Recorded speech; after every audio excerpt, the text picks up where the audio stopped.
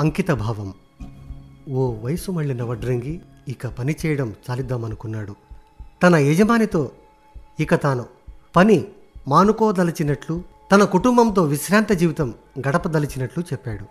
తాను ఆదాయం కోల్పోతున్నా సరే పని చాలించుకోక తప్పని పరిస్థితి అన్నాడు.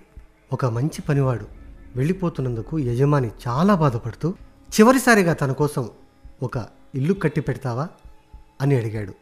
దానికి సరే అన్నాడే కానీ వడ్రంగికి ఆ పని మీద మనసు లేకపోయింది. అంతగా నాణ్యత లేని వస్తువులతో సరైన పనితనం శ్రద్ధ పెట్టకుండా పని అయిందనిపించాడు. ఇంతకాలం దైవంగా భావించిన వృత్తికి అలా ముగింపు పలకటం నిజంగా శోచనీయం. వడ్రంగి తన పని పూర్తి చేశాక ఇంటిని పరిశీలించేందుకు యజమాని వచ్చాడు. ఇంటి ముందు తలుపు తాళం చెవి వడ్రంగి చేతికిచ్చి, ఇది నీ ఇల్లు, ఇది నీకు నా కానుక అన్నాడు. వడ్రంగి దిగ్భ్రమకు గురి అయ్యాడు. ఎంత సిగ్గుచేటు! తాను నిర్మిస్తున్నది తన ఇల్లేనని ముందే తెలిసింటే తన పనితనమంతా చూపి ఎంతో భిన్నంగా చేసి ఉండేవాడు. కాబట్టి అంతా మనలోనే ఉంది.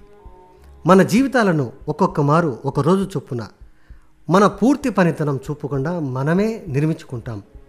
ఆ తర్వాత దిగ్భ్రమతో మనం నిర్మించిన ఇంట్లో మనమే ఉండాల్సి ఉందని తెలుసుకుంటాం. మళ్ళీ ఆ పని చేసే అవకాశం వస్తే మరింత భిన్నంగా చేస్తాం. కానీ మనం కాలంలో వెనక్కి వెళ్ళలేం కదా. ప్రతిరోజు మనం ఒక మేకు కొట్టడం, ఒక చెక్క బిగించడం లేదా ఒక గోడ కట్టడం చేస్తుంటాం. జీవితం అంటే మనకు మనంగా తయారు చేసుకోవాల్సిన ప్రణాళిక. మన ధోరణి, మన దృక్పథం, మనం ఈరోజు ఎంపిక చేసుకున్నవే రేపు మనం ఉండబోయే మన ఇంటిని నిర్మిస్తాయి. అందుకే దానిని వివేకంతో నిర్మించుకోండి. అంకిత భావంతో విధిని నిర్వహించండి. సర్వే జనా సుఖినో భవంతు.